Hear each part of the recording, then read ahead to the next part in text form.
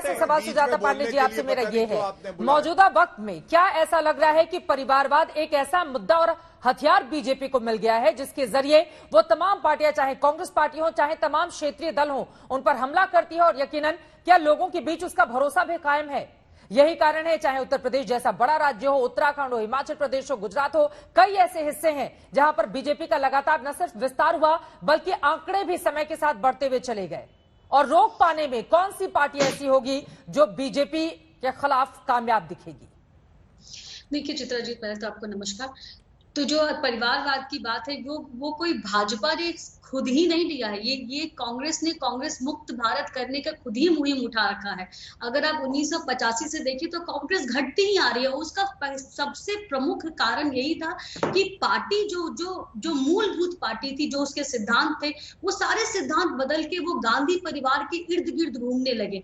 उसके बाद आप एक के बाद वो चुनाव हारते गए, पर उन्होंने कभी विश्लेषण नहीं किया, क्योंकि सुई हमेशा वहीं जाके अटकती थी जिसका जवाब वो देना नहीं चाहते थे, क्योंकि परिवारवाद वहां से नेतृत्व पे बात उठती थी, वो उसका जवाब वो देना नहीं चाहते थे।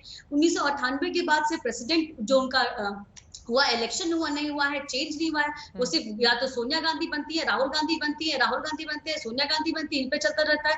तो ये और सिर्फ ये कांग्रेस तक ही सीमित नहीं है। आपने सही कहा कि जो क्षेत्रीय पार्टियां हैं उस पे भी परिवार ही पार्टी है और पार्टी ही परिवार है, और यही उनका स्ट्रेंथ, उनकी कमजोरी भी है और उनकी ताकत भी। लेकिन ये कमजोरी बड़ी हो जाती है जब आप एक नरेंद्र मोदी जैसे कद्दावर नेता के सामने खड़े होने की कोशिश करते हैं और एक देश में एक विकल्प देने की कोशिश करते हैं। आप मुझे बताइए, आज यूपीए की बातें हो रही हैं, कांग्रेस की बातें हो रही हैं, सबको मिला लीजिए, सारे पार्टियों को मिला लीजिए, चाहे वो शरद पवार हो, चाहे वो केसीआर हो, चाहे वो स्टालिन हो, चाहे वो बिहार में तेजस्वी हो, या फिर मुलायम सिंह यादव के बेटे अखिलेश यादव हो, चाहे वो ममता बनर्जी हो या कोई भी हो, किसके में इतना दम है, किसमें इतनी क्षमता है कि वो भारत में एक कद्दावर नेता अपने क्षेत्र से बाहर निकल के, अपनी डेमोग्राफी से बाहर निकल के एक अपील कर सके नरेंद्र मोदी की तरह? वो तो नहीं होता दिख रहा है, और उसका एक ही कारण है, क्योंकि ना उनके पास चेहरा है,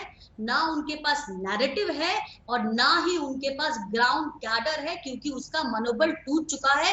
ऐसे नेताओं को देखते देखते जो सिर्फ अपनी जेबें भरी हैं उन्होंने। आप अभी ये लोग बात कर रहे थे कि उन्होंने आजादी दिलाई और क्या क्या किया कांग्रेस ने। मैं आपसे ये पूछती हूँ चित्रा जी, आप उनसे पूछना चाहिए कि आज 70-75 साल के बाद भी हम किन मूलभूत पे बात करते हैं? पानी पीने का नहीं है, गंदा पानी है, खाने को खाना नहीं है, गरीबी है, महंगाई है, बच्चे भूख से मर रहे, कुपोषण है। ये किसकी देन है?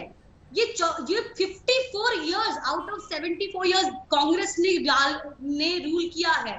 ये किसकी देन है? ये गरीबी हटाओ कहते कहते गरीबों को हटाने लगे, ये किसकी देन है? और आप बात करते हैं महंगाई की, आप ही थे ना, कहते थे जो 1 रुपया भेजेंगे और 85 पैसा खा जाते हैं। आप बात करते हैं भ्रष्टाचार की, तो बहुत अजीब लगता है।